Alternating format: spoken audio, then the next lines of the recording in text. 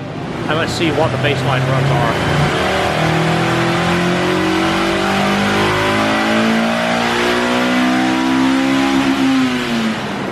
212 and 150.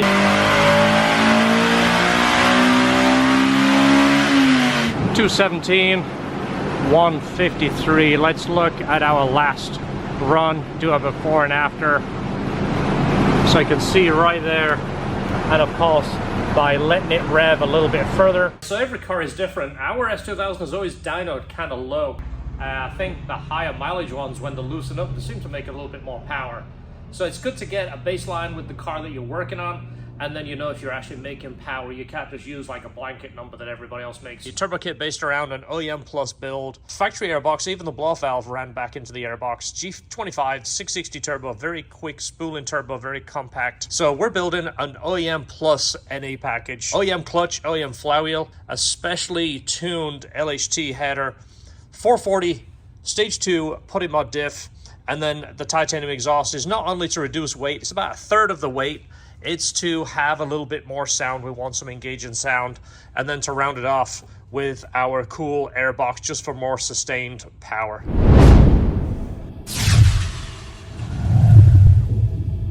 Built headers over the years, a lot of headers. In fact, a lot of R&D has gone in behind the background I haven't shown in the past, but to understand different header design, you've got to test what's out there too. There's a few over here, including this Skunk 2 Mega Power, which is one of the earlier Mega Powers. They discontinued it, admittedly, Alpha. This has longer primaries. We want to test it against these are the ones included in the stock one, and then we're going to do a few tests. We haven't shown you exactly, but we're changing different lengths on our header. This back section, these tubes here make a big difference, diameter and length, of course, the pairing. So we're going to use these. I'm going to put probably a separate video together about testing these headers. So in this episode, we're just going to basically go over and see what kind of power each one makes. Then we're looking at mid-range torque, not just looking at peak horsepower. Peak horsepower is what you tell your friends about. Mid-range usable torque is what you use every day. We had this ceramic coated by our powder coat guy, Talon. You might have seen him on the channel. We're showing you his stuff. He does all of our powder coat now. We've got a merge. We've got a throat right here. There's a lot of sizing gone into this. A lot of ideas that we're hoping will pay off. And again, I'll show you the results. It's a 3-stage step, and the scavenging is where this header should make the power. Should fit with the factory heat shield. Talon said to install it and let the car run, get up to temp for 30 minutes, and then let it cool off, and it should be good. Yeah. I guess we'll do that. We'll let it run for 30 minutes and let it sit overnight.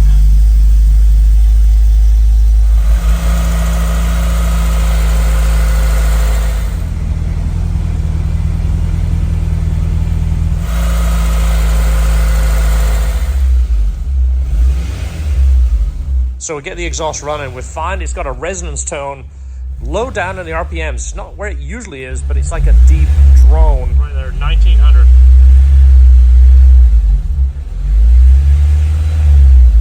We get it back there.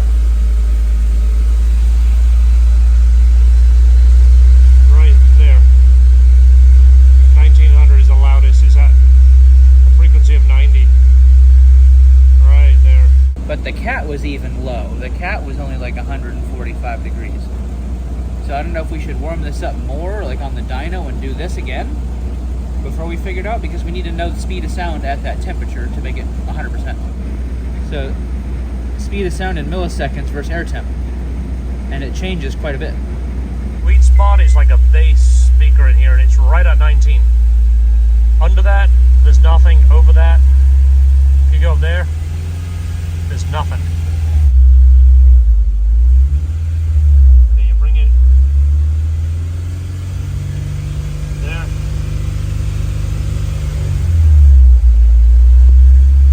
So while I'm running this for 30 minutes, I'm basically breaking in the clutch right here.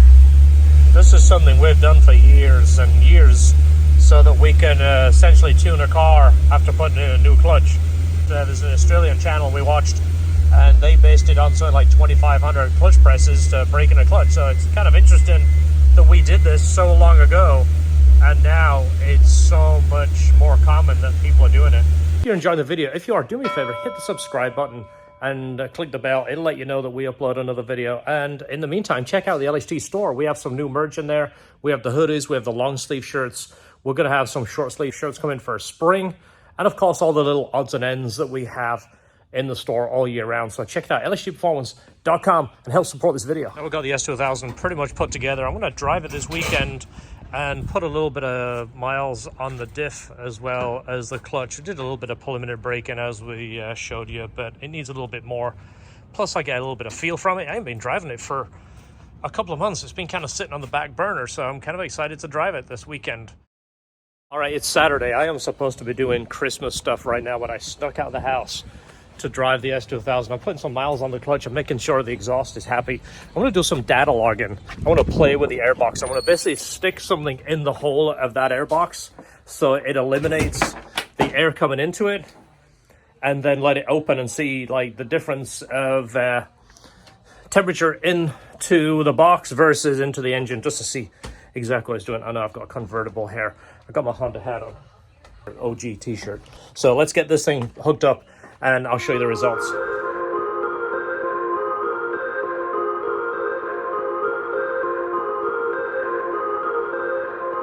Today it's actually pretty nice in Florida. We're looking at an ambient temperature of 73 on the car. I'm going to back that up on the phone too.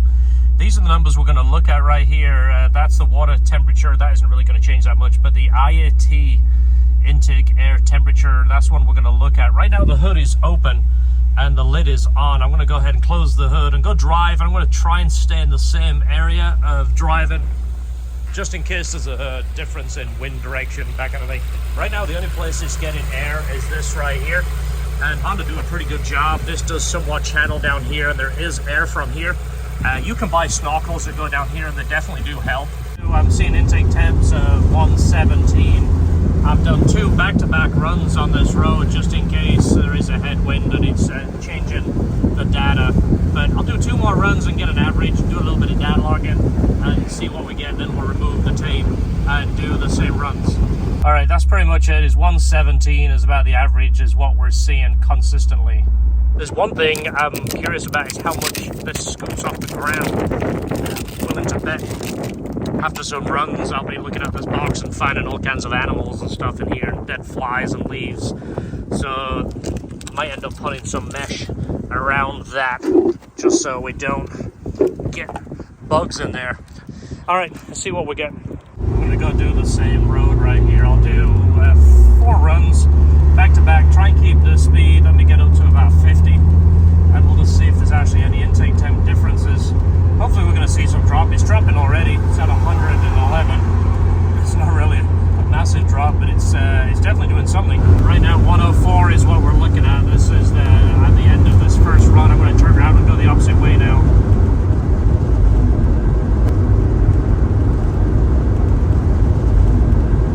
All right, so after about 2 hours of testing, Christmas tree shopping, we're seeing an average of about 15 degrees drop. So it's getting warmer. I think it's maybe a couple of degrees warmer since I first started the testing, but it's still pretty much a 15 to an 18 degree drop, which, rule of thumb, 10 degrees drop is 1% power.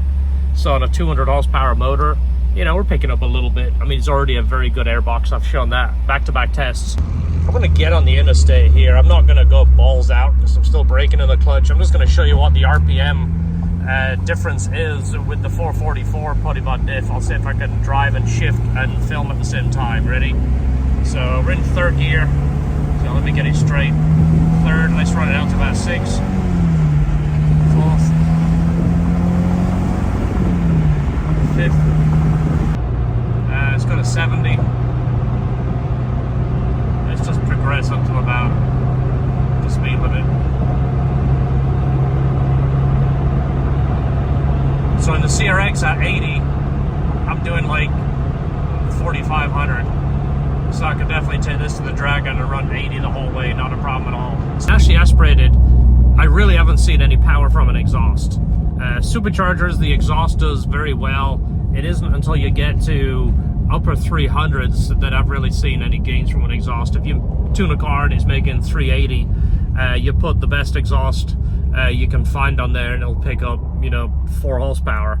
It's almost like the more power you make, the more effective an exhaust is. Same with most of the headers on superchargers. You know, mid threes, there's no power at all. Once you get to 400, Skunk 2 for instance, I've seen, you know, 5 to 8 horsepower at 400, which isn't a lot, but it's a gain. And unless you're tricking the numbers to cool the engine down to get that, it's actually, again, free power. It's just using the engine's efficiency. In the 450 range, you do the skunk header and a good exhaust, you're going to pick up, you know, 20 horsepower based on what we've seen. About 100 miles on it. Just wanted to see what the coating looks like on the header. It looks like it's holding up really well. Want to do an update on this off and on. Obviously, once it's on the dyno, we're going to see a little bit more heat in there, but I wanted to give Talon an update and basically let you guys know if it's something you want to do and get a hold of him for him to do the ceramic coating. But so far, that looks really good.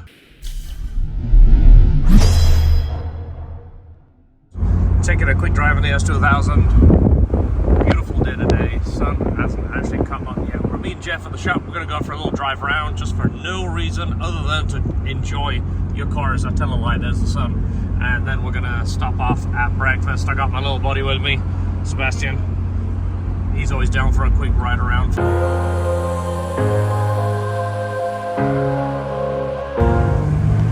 Jeff is driving my car. I wanted to get his perspective of how the car feels, of course the sound too.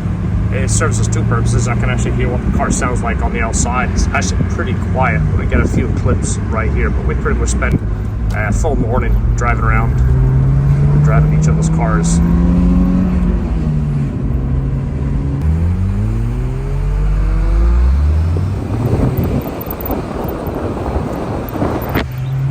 So it's got a decent sound.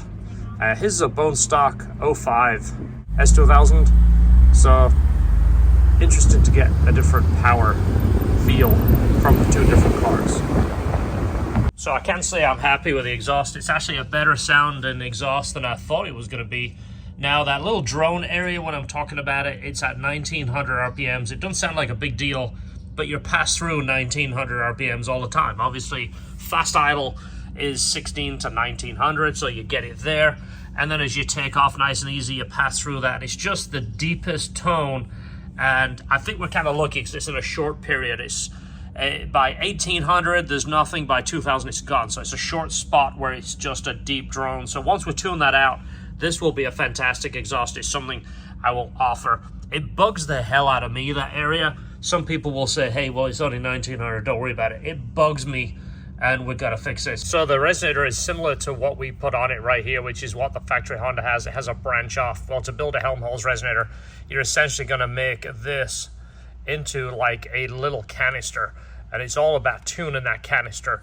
Obviously, the diameter and the length and the pipe going in. We're going to play with this and try and figure it out, but this will cancel out resonance that we don't need. It's all based on that calculation we showed you earlier. A lot to do with temperature.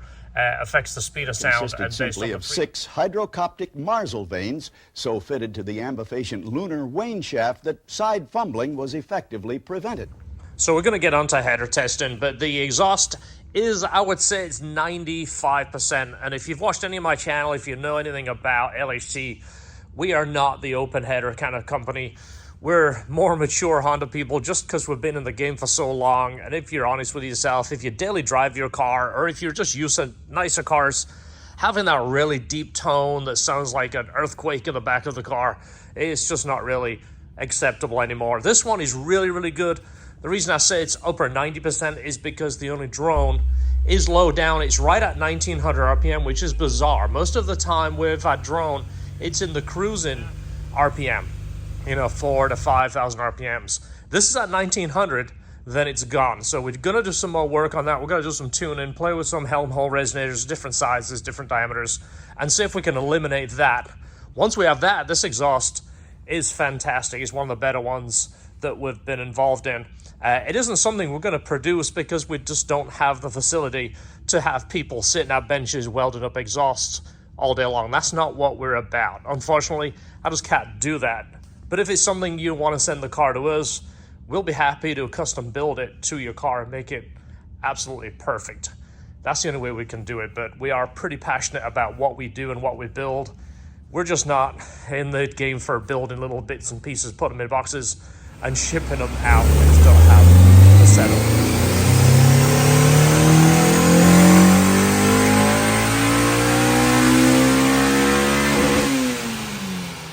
So by changing diameter, changing merge points, and of course by stepping the primaries, there's a lot of power changes. You can make more power on the top, more power on the bottom, and drastically affect the way the VTEC changeover is, which you can play with a VTEC point, but you'll see on the dyno if it's actually making power in that point where the changes are. So there's a lot of hours gone into R&D, but we're trying to come up with the ultimate header. I will make a separate video doing back-to-back tests with these. It's actually interesting, these 4 different designs compared to the factory, how much it affects the power in different spots. I will sell these headers at the end. I'll give you guys a deal on these, and I'll show you exactly what power they made over stock and give you all the details, so look out for that. Again, in a separate video. So, we've probably wore out the dyno with this car between different headers, changing the header, extending the header, cutting the header down. Probably wore out the manifold bolts too. So we're back on the dyno. Again, let's get some more runs. It's amazing how much difference the second set of merges right there, just the length, how much it's changed the mid-range power and affected the upper end power. So by basically cutting and changing that length and experimenting, we're going to see how much power there is to be found.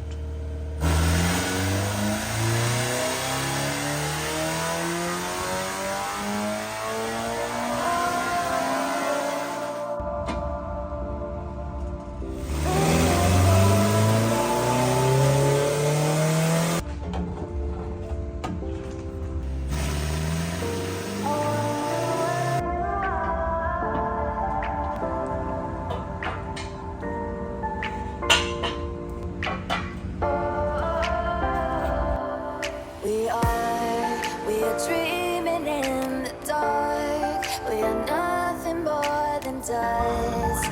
Search but you stay lost. All right, so cut to the chase. The final numbers after all the testing and tweaking with different head lengths, 240 and 166. So I'm pretty excited with that because it's essentially a stock motor, header, exhaust, which doesn't do a whole lot. High flow cat, and of course playing with the airbox mod. So this was our bone stock run. This is our final run. In the separate header test, I want to kind of show you more of the nerdy stuff behind the scenes, but I'll show you here in a minute just some of the dyno runs that we've had. This is all header tuning. Now changing the VTEC point will change some of this mid area here, but also by the header length we can put the VTEC in a different spot. Some of these, when we put the VTEC too early, it would actually lose power. There's some more here I'm going to show you, but this is essentially the area that it made the most power. There's another full file all on the same header. This is all changing the length of the header in different spots. This is zoomed in on this midsection, obviously. Playing with this is changing VTEC point. You always put your VTEC point, the lowest point, the highest point, and see where the crossover is. But then as we would play with the headers, this area here would change dramatically. Let me show you the best to the worst on this one. This again is the same exact header, just playing with tuning on it. Not a whole lot up top, a little bit of gains, but so much through here we could play with the VTEC point. We put the VTEC too early, it would drop and fall on its face. This is the VTEC in the exact same spot, by the way. The blue and the red, these two, exact same spot. That's just showing you how the engine is using that header design and diameter to make power. This was our best overall power bend. It was almost like a compromise between gaining a little bit here and losing it up here, and weld it back together, put it on the dyno, do a run, take it back, chop it down. A lot of R&D has gone into this.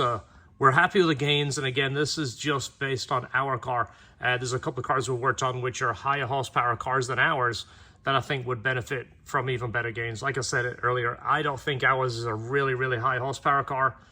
We've had them of dynoed 220, 228 bone stock. Ours didn't come close to that, so I think this is definitely good gains. To give you an idea, this one did the best mid-range and torque all the way through, but it would do 235 at the top and it would peter out. We changed this design to the one we have now, which we made these 2 inches longer. We basically took this merge a little bit closer, took this distance out here, and about 4 inches shorter here for this merge. This had a lot of effect all the way through the mid-range, like I mentioned earlier. Nice thing about having your own dyno, you're not up against the clock. You're not paying hourly to test the car. This is the bottom section I'm talking about. You can see where it picked up pretty much everywhere. It mimicked it in every single spot until it came to the VTEC changeover. Now this, the lower section here, did better with a higher VTEC. This is at 52. If we dropped it here where it looks like you're starting to lose power, and often you could put VTEC early and pick that power back up, it would drop off pretty hard. So this again was a compromise between upper end and lower end. This did the best on the bottom, but it did lost a little bit up top. Not a huge amount, but enough to make a difference where we want to kind of play with that length. Quick, somebody's going to say, why are you even messing around? It's 160 horsepower. Why don't you go get a real car? Or why don't you get a V8?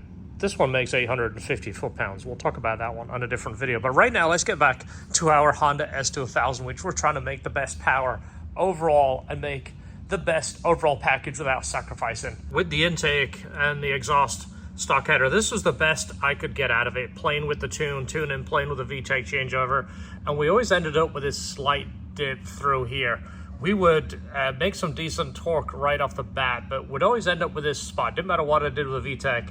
And then of course, playing with timing, we got a little bit here, but it would kind of just do about the same overall. And again, it's like playing with one versus the other. Let me show you this one compared to one of the good header tests. The green one is the black header I just showed you, the super long one. You see how much mid-range we got through here all the way through.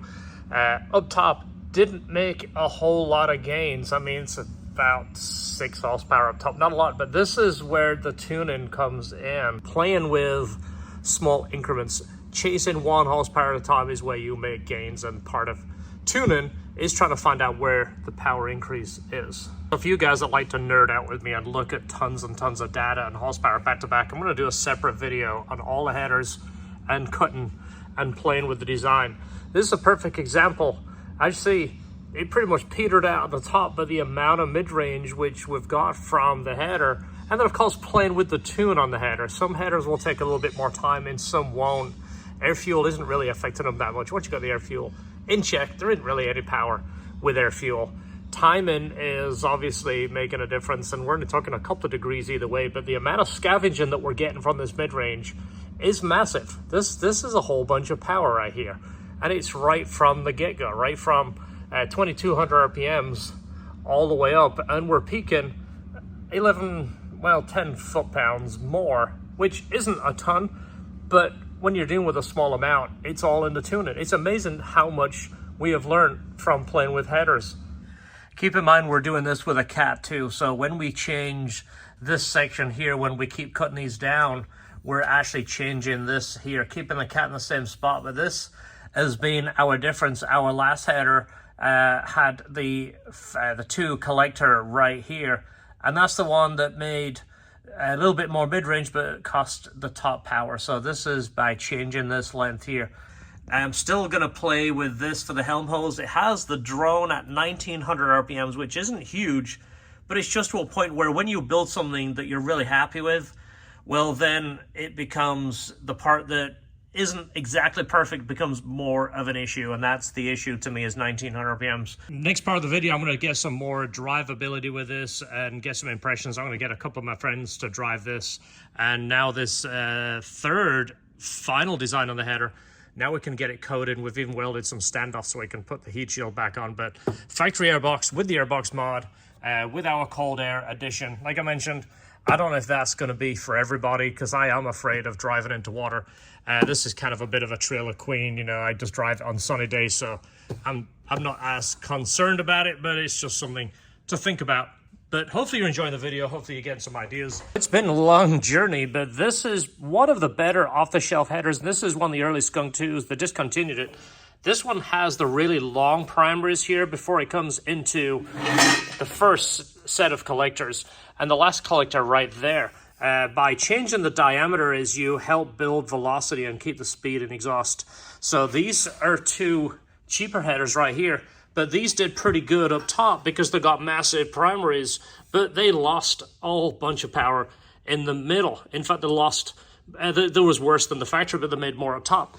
Being a bigger tube, I think with a set of cams, more compression, something like that. Essentially the size of the tube coming out the head, and then we're stepping it up into this size. I'm not going to give you all these numbers. You can dig around and play with these yourself. And then we're finally finishing off with the 2-inch. Now, most of the mid-range we found came from the first set of merges to the last merge right here, this section right here.